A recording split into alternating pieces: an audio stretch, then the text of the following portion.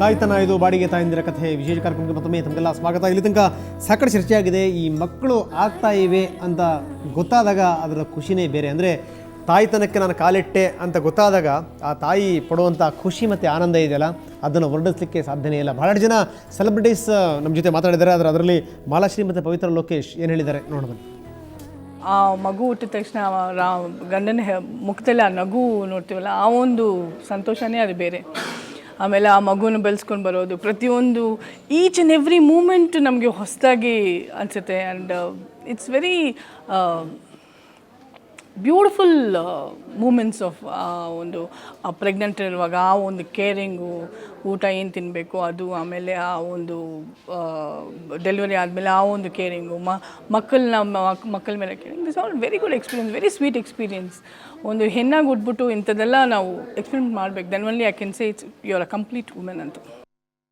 ಯಾರು ಏನು ಎಕ್ಸ್ಪ್ಲೈನ್ ಮಾಡಿದ್ರು ಅದನ್ನು ಪೇನ್ ಅಂತ ಕರೀತಾರೆ. ಬಟ್ ಅದು ಪೇನೂ ಅಲ್ಲ, ಫಿಸಿಕಲ್ ಪೇನೂ ಅಲ್ಲ, ಅದು ಮೆಂಟಲಿ ಪೇನೂ ಅಲ್ಲ. ಬಟ್ ಅದೊಂದು ಕ್ಷಣ ವಿಚ್ ಇಸ್ ವೆರಿ, ಅದನ್ನು ಎಕ್ಸ್ಪ್ಲೈನ್ ಮಾಡೋಕ್ಕಾಗಲ್ಲ. ನಾನೊಂದು ಸರೋಗೇಟ್ ಮದರ್ ಆಗ್ತೀನಿ ಅಂದರೆ ನನ್ನ ಗರ್ಭವನ್ನು ನಾನು ದಾನ ಮಾಡ್ತಾಯಿದ್ದೀನಿ, ಅಷ್ಟು ಜಾಗನ ನಾನು ದಾನ ಮಾಡ್ತಾಯಿದ್ದೀನಿ ಅಂತ ಹೇಳಿದ್ರೆ ಇಟ್ಸ್ ಅ ಮೇಜರ್ ಡಿಸಿಷನ್. ಅಂದರೆ ಈಗ ನಾನು 9 ತಿಂಗಳು ಹೊತ್ತಿರೋ ಮಗುನ ನಾನು ನೋಡೋಕ್ಕೂ ಸಿಗಲ್ಲ ನನಗೆ. ಪ್ಲಸ್ ಅದನ್ನು ಯಾಕಂದರೆ ಆ ತಾಯಿಗೂ ಮಗುಗೂ ಹೊಟ್ಟೆಲಿರುವಾಗ ಮಗು ಮತ್ತು ತಾಯಿಗೆ ತುಂಬ ಒಂಥರ ಬಾಂಧವ್ಯ ಬೆಳೆದಿರುತ್ತೆ. ಅದನ್ನು ಹೇಳೋಕ್ಕೆ ಆಗಲ್ಲ.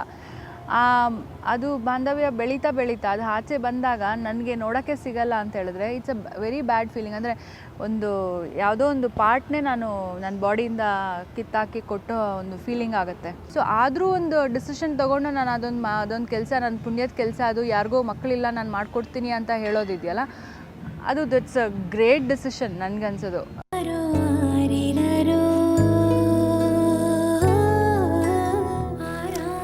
ಸೊ ಆ ತಾಯಿ ಆದಂಥ ಮಧುರ ಕ್ಷಣ ವಿಷಯ ಗೊತ್ತಾದಾಗ ಯಾವ ರೀತಿ ಸುಖ, ಆ ನೆಮ್ಮದಿ, ಆ ಸಂತೋಷ ಬಂತು ಅನ್ನೋದ್ರ ಬಗ್ಗೆ ಮಾಲಾಶ್ರೀ ಮತ್ತು ಪವಿತ್ರ ಲೋಕೇಶ್ ಹೇಳಿರುವಂಥದ್ದು. ಜೊತೆಗೆ ಮಕ್ಕಳ ತುಂಡಾಟವನ್ನು ಕೂಡ ನೋಡಿದ್ರಿ. ಮತ್ತೆ 3 ಜನ ನಮ್ಮ ಜೊತೆ ಜಾಯ್ನ್ ಆಗಿದ್ದಾರೆ, ಮೋನಿಕಾ, ಹೇಮಾ ಮತ್ತು ಸುವರ್ಣ ಅವರು. ಮೋನಿಕಾ ಅವರ ಕಾರ್ಯಕ್ರಮಕ್ಕೆ ತಮಗೆ ಸ್ವಾಗತ. ಸೊ ಮೋನಿಕಾ ಅವರು ಎಗ್ ಡೋನರ್ ಕೂಡ ಹೌದು, ನೆಕ್ಸ್ಟ್ ಸರಗೇಟ್ ಮದರ್ ಕೂಡ ಆಗ್ತಾ ಇದ್ದಾರೆ. ಹೇಮಾ ಅವರೇ ತಮಗೂ ಕೂಡ ಕಾರ್ಯಕ್ರಮಕ್ಕೆ ಸ್ವಾಗತ. ಮತ್ತೊಬ್ಬರಿದ್ದಾರೆ ಸುವರ್ಣ ಅವರೇ ತಮಗೂ ಕೂಡ ಕಾರ್ಯಕ್ರಮಕ್ಕೆ ಸ್ವಾಗತ. ಮತ್ತೊಬ್ಬರು ನಮ್ಮ ಜೊತೆ ಜಾಯ್ನ್ ಆಗಿದ್ದಾರೆ ನಾಗೇಶ್ ಸ್ಪರ್ಮ್ ಡೋನರ್ ಅವರು. ನಾಗೇಶ್ ತಮಗೂ ಕೂಡ ಕಾರ್ಯಕ್ರಮಕ್ಕೆ ಸ್ವಾಗತ. ಇನ್ನೊಬ್ಬರಿದ್ದಾರೆ ಡಾಕ್ಟರ್ ಚಂದನ್, ಎಂಬ್ರಿಯಾಲಜಿಸ್ಟ್. ಚಂದನ್ ಜಿ ತಮಗೂ ಕೂಡ ಕಾರ್ಯಕ್ರಮಕ್ಕೆ ಸ್ವಾಗತ. ಸೊ ನನ್ನ ಪ್ರಶ್ನೆ ಆರಂಭ ಆಗ್ತಾ ಇದೆ ಮೋನಿಕಾ ಅವ್ರ ಮುಖಾಂತರ. ಮೋನಿಕಾ ಅವರೇ, ನೀವೀಗ ಎಗ್ ಡೋನರ್ ಆಗಿದ್ದೀರಿ, ನಂತರ ಸರಗೇಟ್ ಮದರ್ ಆಗ್ತಾ ಇದ್ದೀರಿ, ಅಂದರೆ ಬಾಡಿಗೆ ತಾಯಿ ಆಗ್ತಾ ಇದ್ದೀರಿ, ಏನು ಅನಿಸುತ್ತೆ?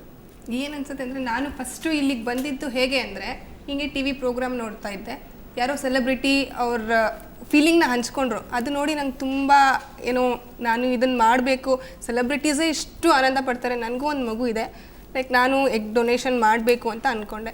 ಬಟ್ ಮನೇಲಿ ಕೇಳಿದೆ. ಸೊ ಎಗ್ ಡೊನೇಷನ್ ಅದೆಲ್ಲ ತುಂಬ ತಪ್ಪು ಅನ್ನೋ ಕಲ್ಪನೆ ಇತ್ತು. ಆಮೇಲೆ ನಾನು ಧೈರ್ಯ ಮಾಡಿದೆ. ಮನೇಲಿ ಹಸ್ಬೆಂಡ್ಗೆ ಹೇಳಿರಲಿಲ್ಲ, ಅಮ್ಮನ ಕರ್ಕೊಂಡು ಹೋದೆ. ಸೃಷ್ಟಿ ಗ್ಲೋಬಲ್ ಮೆಡಿಕೇರ್ ಅವರು ನನಗೆ ಕೌನ್ಸಿಲಿಂಗ್ ಕೊಟ್ಟರು. ಎಗ್ ಡೊನೇಷನ್ ಅಂದರೆ ಏನು, ಎಗ್ ಅಂದರೆ ಏನು ಅಂತಲೇ ಗೊತ್ತಿರಲಿಲ್ಲ ಫಸ್ಟ್ ಆಫ್ ಆಲ್ ನನಗೆ. ಎಗ್ ಅಂದರೆ ಏನು ಅಂತ ತಿಳಿಸಿದ್ರು. ಲೈಕ್ ಕೌನ್ಸಿಲಿಂಗಲ್ಲಿ ಅಂಡಾಣು ಬಗ್ಗೆ ನಮಗೆ ವಿವರಣೆ ಕೊಟ್ಟರು. ಅಂಡಾಣು ಅನ್ನೋದು ನಮ್ಮ ಹೆಂಗಸರಲ್ಲಿ ಲೈಕ್ 2nd ಡೇ ಇಂದ ಅದು ಬಿಡುಗಡೆ ಆಗಿ 15ನೇ ದಿನ ಅದು ರಿಲೀಸ್ ಆಗುತ್ತೆ. ಅದು ಸುಮ್ಮನೆ ನಮ್ಮ ಬಾಡಿಯಲ್ಲಿ ಮಂತ್ಲಿ ಬರುತ್ತೆ, ವೇಸ್ಟ್ ಆಗುತ್ತೆ. ಆ ವೇಸ್ಟ್ ಆಗುವಂಥ ಪದಾರ್ಥದಿಂದ ಬೇರೆ ತಾಯಿಗೆ ತಾಯ್ತನ ಸಿಗುತ್ತೆ ಅಂದರೆ ನಾನು ಯಾಕೆ ಡೊನೇಟ್ ಮಾಡಬಾರ್ದು ಅನ್ನೋದು ನನ್ನ ಉದ್ದೇಶ ಆಗಿತ್ತು. ಲೈಕ್ ಇದ್ರ ಬಗ್ಗೆ ನಂಗೆ ತುಂಬ ಆಸಕ್ತಿ ಇತ್ತು. ನಾನು ಹೋಗಿ ಕೌನ್ಸಿಲಿಂಗ್ ಅಟೆಂಡ್ ಮಾಡಿದೆ, ಯೋಚನೆ ಮಾಡಿದೆ, ಮತ್ತು ಮನೆಗೆ ಬಂದು ನಮ್ಮ ಹಸ್ಬೆಂಡಿಗೆ ಹೇಳಿದೆ, ಈ ಥರ ಇದೆ, ಹಿಂಗಿದೆ, ನಮ್ಮಿಂದ ಬೇರೆಯವ್ರಿಗೆ ತಾಯ್ತನ ಅಂತ ಯಾಕೆ ಅನಿಸುತ್ತೆ. ನಾನು 2 ಮಗುಂದು ಅಬೋಷನ್ ಆಗಿದೆ. ಸೊ ಅಬೋಷನ್ ಆಗಿರೋದ್ರಿಂದ ತಾಯ್ತನದ ಇದು ನೋವು ನಾನು ಅನುಭವಿಸಿರೋದ್ರಿಂದ ನಾನು ಇವಾಗ ತಾಯಿ ಆಗಿದ್ದೀನಿ, ಬೇರೆ ತಾಯಿಗೂ ತಾಯ್ತನ ಸಿಗುತ್ತೆ ಅನ್ನೋ ಉದ್ದೇಶಕ್ಕೆ ನಾನು ಎಗ್ ಡೊನೇಷನ್ ಮಾಡೋಕ್ಕೆ ಒಪ್ಕೊಂಡಿದ್ದೆ. Yes madam. ಸೊ ಹೇಮವರೇ, ತಾವೇನಂತೀರಿ? ನಾನು ಮದುವೆ ಆದಾಗ 16 ವರ್ಷ. ನಮ್ಮ ಅಪ್ಪವ್ರು ಅವ್ರ ಬಡಸ್ತಾನಕ್ಕೆ ಬೇಗ ವರದಕ್ಷಿಣೆ ಬೇಡ, ಹುಡುಗಿ ಬೇಕು ಅಂತ ಕೇಳಿದ್ರು. ಬೇಗನೆ ಮದುವೆ ಮಾಡಿದ್ರು, ವರದಕ್ಷಿಣೆ ಕೇಳ್ತಾ ಇಲ್ವಲ್ಲ ಅಂತ. ಆಮೇಲೆ ಒಂದು ಮಗು ಆಗುತ್ತು, ವರ್ಷಕ್ಕೆ ಒಂದು ಮಗು ಆಗ್ತು. ಅದಾದಮೇಲೆ 4 ವರ್ಷ ಬಿಟ್ಟು ಮತ್ತೆ ಗಂಡು ಮಗು ಆಗ್ತು. ಗಂಡು ಮಗು ಇಲ್ಲ ಇನ್ನು 4 ವರ್ಷ ಇಲ್ವಲ್ಲ ಅಂತ ತುಂಬ ಹಿಂಸೆ ಮಾಡ್ತಾಯಿದ್ರು. ನಮಗೆ ಬೇಗ ಮಗು ಬೇಕು ಅಂತ. ಆಮೇಲೆ ಗಂಡು ಮಗು ಆಗ್ತು. ಆಮೇಲೆ ಇನ್ನೊಂದು ಮತ್ತೆ 3 ವರ್ಷಕ್ಕೆ ಮತ್ತೆ ಪ್ರೆಗ್ನೆಂಟ್ ಆದೆ. ಬೇಡ ಅಂತ ಇಬ್ಬರೂ ಜಗಳ ಮಾಡ್ಕೊಂಡು ಬೇಡ ಅಂತ ಇಂಜೆಕ್ಷನ್ನು ಮಾತ್ರೆ ಎಲ್ಲ ತಗೊಂಡಿದ್ದೆ. ಆದ್ರೂ ಅವರು ಬೇಡ ನಂಗೆ ಇನ್ನೂ ಗಂಡು ಮಗು ಆಗುತ್ತೆ, 2 ಗಂಡು ಮಗು ಆಗುತ್ತೆ, ಇರು ಅಂದ್ಬಿಟ್ಟು ಮಾಡಿಸ್ಕೊಟ್ಟಿಲ್ಲ. ಆಮೇಲೆ ನಾನು ಪ್ರೆಗ್ನೆಂಟ್ ಆದೆ 3ನೇದಕ್ಕೆ. ಆಮೇಲೆ ಒಂದು ಬ್ರೆಡ್ ರೆಸ್ಟ್ ಬೇಕಿತ್ತು ನನಗೆ, ಒಂದು 6 ತಿಂಗಳು. ತುಂಬ ನನಗೆ ಹುಷಾರಿರಲಿಲ್ಲ, ಬೆಡ್ ರೆಸ್ಟಲ್ಲಿದ್ದೆ. ನಮ್ಮ ಅಪ್ಪ ಅಮ್ಮ ಇವರು ತುಂಬ ಹುಷಾರಿಲ್ಲ ಅಂತ ಹೇಳಿ ಅಪ್ಪನ ಮನೆ ಕರ್ಕೊಬಂದ್ಬಿಟ್ರು ನನ್ನ, ಬೆಡ್ ರೆಸ್ಟ್ ಬೇಕು ಅಂದ್ಬಿಟ್ಟು.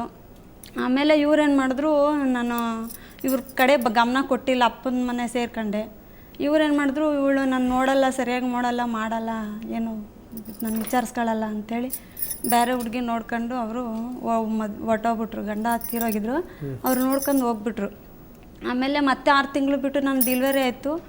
ಆಮೇಲೆ ನಾವು ಕಂಪ್ಲೇಂಟ್ ಎಲ್ಲ ಕೊಟ್ವು. ಆಮೇಲೆ ಎಲ್ಲಿ ಹೋಗಿದ್ದಾರೆ ಅಂತ ಗೊತ್ತಿಲ್ಲ. ಆಮೇಲೆ ನಮ್ಮ ಅಪ್ಪ ಅಮ್ಮ ಬಿಟ್ಟಾಕು ಇನ್ನು ಪ್ರೆಗ್ನೆಂಟ್ 8 ತಿಂಗಳು ಪ್ರೆಗ್ನೆಂಟ್ ಬಿಟ್ಟು ಹೋಗಿದ್ದಾರೆ.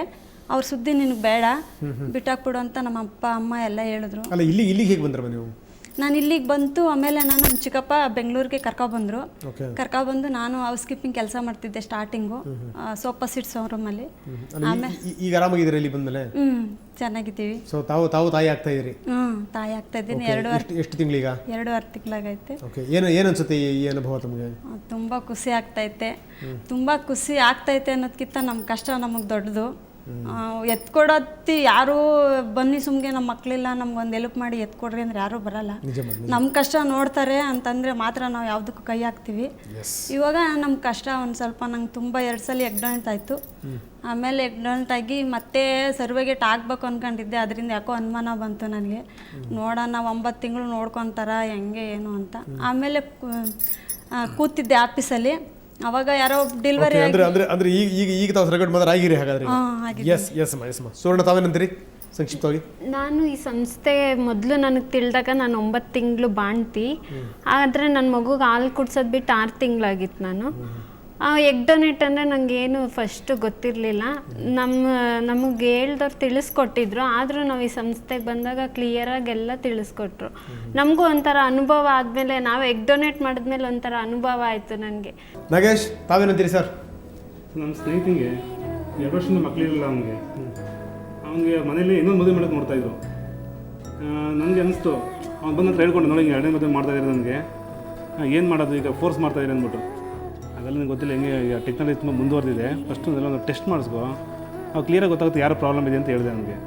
ಆಗ ಬಂದಮೇಲೆ ಅವನು ಸೃಷ್ಟಿ ಗ್ಲೋಬಲ್ ಬಂದಮೇಲೆ ಒಂದು SSFT ಅಂತ ಟೆಸ್ಟ್ ಮಾಡ್ಕೊಂಡ. ನೋಡಿದ್ರೆ ಸ್ಪರ್ಮ್ಗೆ ಡೆಡ್ ಆಗಿತ್ತು.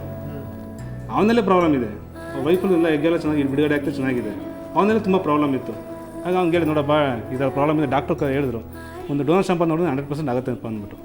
ಅವಾಗ ನನಗನ್ನಿಸ್ತು, ಈ ಥರ ಮಕ್ಕಳಿದ್ದವ್ರಿಗೆ ಸ್ಪರ್ಮ್ ಡೊನೇಟ್ ಮಾಡಿದ್ರೆ ಎಷ್ಟೊಂದು ಜೀವ ತುಂಬೋದಲ್ಲ ಅಂತ ಅಂದ್ಬಿಟ್ಟು ಅವನು ಕೂಡ ಈಗ ಒಂದು ಸ್ಪರ್ಮ್ ಡೊನೇಟ್ ತೊಗೊಂಡು ಅವ್ನಿಗೊಂದು ಮಗು ಇದೆ, ಆರಾಮಾಗಿ ಚೆನ್ನಾಗಿದ್ದಾನೆ. Yes sir. ಡಾಕ್ಟರ್ ಚಂದನಿ, ತಾವೇನು ಹೇಳ್ತೀರಿ? ಫಸ್ಟ್ ಆಫ್ ಆಲ್ ನಾನು ಒಂದು ಡಾಕ್ಟ್ರು ಅನ್ನೋದು ತುಂಬ ಹೆಮ್ಮೆ ಆಗ್ತಾ ಇದೆ. ಯಾಕಂದರೆ ನೀವು ಇಷ್ಟು ಪ್ರೋಗ್ರಾಮ್ ಏನು ನಡೀತಾ ಇತ್ತು ಇಷ್ಟೊತ್ತು, ಇಟ್ಸ್ ಆಲ್ ದ ಫೀಲಿಂಗ್ಸ್. ಆ ಫೀಲಿಂಗ್ಸ್ನ ನಾವು ಅರ್ಥ ಮಾಡ್ಕೊಂಡು ಅವ್ರಿಗೊಂದು ಮಗು ಕೊಡೋದು, ಇಟ್ಸ್ ಅ ಗ್ರೇಟ್ ಹ್ಯಾಂಡ್. ನಿಜ. So that is the ultimate thing. I really proud to be a embryologist. ತುಂಬ ಸಂಕ್ಷಿಪ್ತ. ಅದೇ ಇದೆಲ್ಲ ಒಂದು ವ್ಯವಸ್ಥೆ ಇದು. ಅದನ್ನು ಸರಿಯಾದ ರೀತಿ ಉಪಯೋಗಿಸ್ಕೊಂಡ್ರೆ ಖಂಡಿತ ಇದರಿಂದ ಒಳ್ಳೆಯದಾಗುತ್ತೆ. ನಮ್ಮ ಇದರೊಳಗೆ ವೈದ್ಯರ ಪಾತ್ರನೂ ಒಂದು ಗೊತ್ತಾವೆ. ಯಾಕಂದರೆ ಇದು ಒಂದು ಏಜೆನ್ಸಿ ಅಥವಾ ಒಂದು ಸರೋಗೆಸಿ ಇದನ್ನೆಲ್ಲ ಮಾಡೋದು. ಈ ಸರಗಟ್ ಮದರ್ ಯಾರ್ಯಾರು ಆಗಬೇಕು ಅಂತಂತೀರಿ ನೀವು? ಯಾರ್ಯಾರು ಆಗಬಹುದು ಇದು ಅಂತಂತೀರಿ ತಾವು? ಸರಗೆ ಅಂದರೆ ಯಾರು ಉಪಯೋಗಿಸ್ಕೋಬೋದು, ಯಾರು ಆಗ್ಬೋದು, ಎರಡೂ ಇರುತ್ತೆ. ಇದನ್ನ ಯಾರು ಬಂಜೆತನ ಯಾವುದೇ ಕಾರಣದಲ್ಲಿ ಅವರ ಒಂದು ಗರ್ಭಕೋಶದಲ್ಲಿ ಒಂದು ತೊಂದರೆ ತೊಡಕುಗಳಿದ್ರೆ, ಬಹಳ ಚಿಕ್ಕ ವಯಸ್ಸಲ್ಲಿ ಗರ್ಭಕೋಶ ತೆಗೆದುಹಾಕ್ಬಿಟ್ಟಿದ್ರೆ ಅವರಲ್ಲಿ ಮಗುನ ಬೆಳೆಸೋಕ್ಕೆ ಸಾಧ್ಯತೆ ಇಲ್ಲದೆ ಇರೋರು ಇದನ್ನು ಉಪಯೋಗಿಸ್ಕೊಳ್ಬೋದು ಒಂದು. ಮತ್ತು ಈ ಇತ್ತೀಚಿನ ಉಪಯೋಗಿಸ್ಕೊಳ್ತಿರೋರು ಸಲಿಂಗದವ್ರದ್ದು ದಂಪತಿಗಳು ಉಪಯೋಗಿಸ್ಕೊಳ್ತಾ ಇದ್ದಾರೆ, ಅಥವಾ ಸಿಂಗಲ್ ಫಾದರ್ಸ್, ಈಗ ತಂದೆ ಒಬ್ಬರೇ ಇರಬೇಕಾದ್ರೆ ಮದುವೆ ಆಗಿಲ್ಲದೆ ಇರಬೇಕಾದ್ರೆ ಅವರು ಎಷ್ಟೋ ಜನದಲ್ಲಿ ನಾವು ನೋಡ್ತಾ ಇದ್ದೀವಿ. ಸೊ ಈ ರೀತಿ ಬೇರೆ ಬೇರೆ ಅದರ ಉಪಯೋಗಗಳನ್ನು ಮಾಡ್ಕೋತಾ ಇದ್ದಾರೆ. Yes madam. ಡಾಕ್ಟರ್, ಕೊನೆಯದಾಗಿ ತಾವೇನು ಹೇಳಕ್ಕೆ ಬಯಸ್ತೀರಿ ತುಂಬ ಸಂಕ್ಷಿಪ್ತವಾಗಿ? ಸರ್, ಏನಿಲ್ಲ, ಇನ್ಫರ್ಟಿಲಿಟಿ ಪ್ರಾಬ್ಲಮ್ ಯಾವುದೇ ಇದ್ದರೆ ಅಂದರೆ ದೇವರು ಹೊಸ ಒಂದು ಆವಿಷ್ಕಾರ ಇದು ಮಾಡಿಕೊಟ್ಟಿದ್ದಾನೆ. ಅಂದರೆ ಹೊಸ ಟೆಕ್ನಾಲಜೀಸ್ ಇದೆ. ದಯವಿಟ್ಟು ಇನ್ಫರ್ಟಿಲಿಟಿ ಪೇಷೆಂಟ್ ಮನೆಯಲ್ಲಿ ಸುಮ್ಮನೆ ಯೋಚನೆ ಮಾಡ್ದೇ, ಸುಮ್ಮನೆ ಟೈಮ್ ವೇಸ್ಟ್ ಮಾಡ್ದೇ ಒಂದು ಇನ್ಫರ್ಟಿಲಿಟಿ ಒಳ್ಳೆ IVF ಸೆಂಟ್ರಿಗೆ ಹೋಗಿ ಬಂದಿರೋ ಟೆಕ್ನಾಲಜಿ ಮಗುನೇ ಇಲ್ಲ ಅನ್ನೋಕ್ಕಿಂತ ಹೆಚ್ಚಾಗಿ ಒಂದು ಸ್ಪರ್ಮ್ ಡೋನರ್ ಆಗ್ಬೋದು, ಎಗ್ ಡೋನರ್ ಆಗ್ಬೋದು, ಇಲ್ಲ ಸರೋಗೇಟ್ ಮೂಲಕನೇ ಆಗ್ಬೋದು, ಯಾವ್ದಾರ ಒಂದು ರೂಪದಲ್ಲಿ ಮಗು ತಗೊಳ್ಬೋದು ಅಂತ ಹೇಳ್ತೀನಿ. ಎಸ್ ಓಕೆ, ಲಾಸ್ಟ್ ತುಂಬ ಸಂಕ್ಷಿಪ್ತವಾಗಿ ಸೃಷ್ಟಿ ಅನ್ನೋದು ತಾಯ್ತನ ಇಲ್ದಿರೋರಿಗೆ ತಾಯ್ತನ ಸೃಷ್ಟಿ ಮಾಡುವಂತ ಒಳ್ಳೆ ಕೆಲಸ ಮಾಡ್ತಾ ಇದೆ. ಸೊ ಎಲ್ಲ ಬನ್ನಿ ಸೃಷ್ಟಿಯಲ್ಲಿ ನೀವು ತಾಯ್ತನ ಪಡ್ಕೊಂಡು ಹೋಗಿ. ಫೈನ್ ಮೇಡಮ್ ಇಲ್ಲಿ ತನಕ ಸಾಕಷ್ಟು ಮಾತಾಡಿದ್ರಿ ಡಾಕ್ಟ್ರೆ. ತಾವು ಕೂಡ ತಮ್ಮಿಬ್ಬರಿಗೂ ಕೂಡ ಧನ್ಯವಾದ, thank you very much. So ಅದೇ ರೀತಿ ಡಾಕ್ಟರ್ ಚಂದನ್ ಮತ್ತು ತಮ್ಮೆಲ್ಲರಿಗೂ ಕೂಡ ಥ್ಯಾಂಕ್ ಯು ಮೇಡಮ್, ಇಲ್ಲಿ ತನಕ ಸಾಕಷ್ಟು ಮಾತಾಡಿದ್ರಿ, ಥ್ಯಾಂಕ್ ಯು ಸರ್.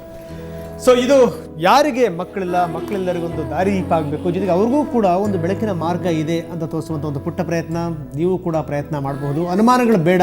ಯಾಕಂದರೆ ಬಾಡಿಗೆ ತಾಯಂದಿರು ಅಂದ ತಕ್ಷಣ ಅವ್ರನ್ನ ಅನುಮಾನದಿಂದ ನೋಡುವಂಥದ್ದಾಗಿರ್ಬೋದು, ಅಥವಾ ಯಾರಾದರೂ ಎಗ್ ಡೊನೇಟ್ ಮಾಡಿದ್ರು ಅಂತ, ಅಥವಾ ವೀರ್ಯದಾನ ಮಾಡಿದ್ರು ಅಂದ ತಕ್ಷಣ ಅವ್ರನ್ನ ಅನುಮಾನದಿಂದ ನೋಡುವಂಥದ್ದು ಖಂಡಿತವಾಗಲೂ ಬೇಡ.